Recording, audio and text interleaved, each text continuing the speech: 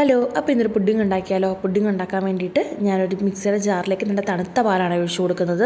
അത് നല്ലപോലെ ഫ്രീസറിൽ വെച്ചിട്ട് തണുപ്പിച്ചെടുത്തതാണേ. എന്നിട്ട് ഞാൻ ഇതിനകത്തേക്ക് ഒരു വിപ്പിംഗ് ക്രീമിൻ്റെ പൗഡറാണ് കേട്ടോ ഇട്ട് കൊടുക്കുന്നത്. വിപ്പിംഗ് ക്രീമായിട്ട് വേണമെങ്കിൽ നമുക്ക് ഇട്ട് കൊടുക്കാം. ഞാൻ വിപ്പിംഗ് ക്രീം പൗഡറാണ് കേട്ടോ. ഇതൊരു 50 ഗ്രാമിൻ്റെ പൗഡറാണ്. എന്നിട്ട് അതുകൂടെ ഇട്ട് കൊടുത്തിട്ട് നന്നായിട്ടൊന്ന് അടിച്ചെടുക്കുന്നുണ്ട് മിക്സിയിൽ. എന്നിട്ടൊരു പാത്രത്തിലേക്ക് ഞാൻ ബ്രെഡിൻ്റെ സൈഡൊക്കെ ഒന്ന് കട്ട് ചെയ്തെടുത്തിട്ട് ആ പാത്രത്തിൻ്റെ സൈസിലൊന്ന് വെച്ച് കൊടുക്കുവാണേ.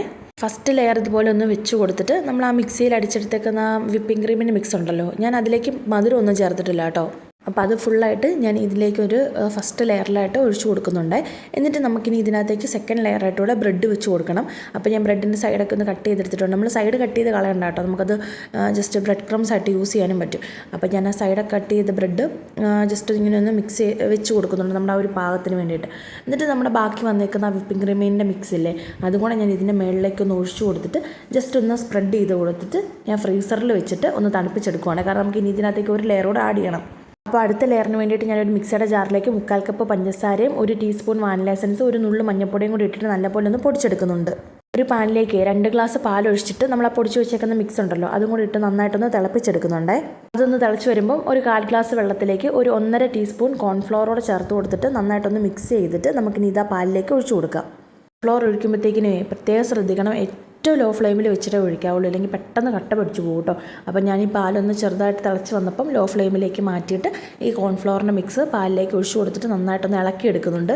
നമ്മൾ പെട്ടെന്ന് ഇളക്കിയെടുക്കണം കേട്ടോ, അല്ലെങ്കിൽ പെട്ടെന്ന് അത് കട്ട പിടിച്ച് പോകും. നമ്മൾ കുട്ടികൾക്കൊക്കെ കുറുക്കുണ്ടാക്കില്ലേ, ആ ഒരു പാകത്തിന് കുറുകി കിട്ടിയാൽ മതി. ഇതൊരു 2 സെക്കൻഡ് ആകുമ്പോൾ തന്നെ ഇതുപോലെ നല്ല കുറുകി വരും.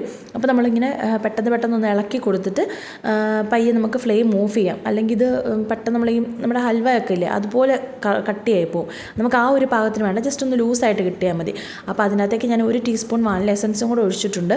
എന്നിട്ട് ഇതൊന്നും കൂടെ ഒന്ന് നന്നായിട്ട് മിക്സ് ചെയ്തെടുക്കുന്നുണ്ട്. എന്നിട്ട് നമുക്ക് ഇതിനൊന്ന് തണുക്കാൻ വേണ്ടിയിട്ട് വെക്കാം. തണുത്ത് കഴിയുമ്പോഴത്തേക്കിനും നമ്മൾ നേരത്തെ ബ്രെഡിൻ്റെ മിക്സ് ഫ്രിഡ്ജിൽ വെച്ചിട്ടില്ലേ, അതെടുത്തിട്ട് അതിൻ്റെ മുകളിലേക്ക് ഇത് ഒഴിച്ചു കൊടുത്തിട്ട് നമുക്കൊന്നുകൂടെ ഫ്രീസ് ചെയ്തെടുക്കണം. അപ്പോൾ ഞാനൊന്ന് ഫുള്ളായിട്ട് ഒഴിച്ചു കൊടുത്തിട്ട് ഫ്രീസ് ചെയ്തെടുത്തിട്ടുണ്ട്.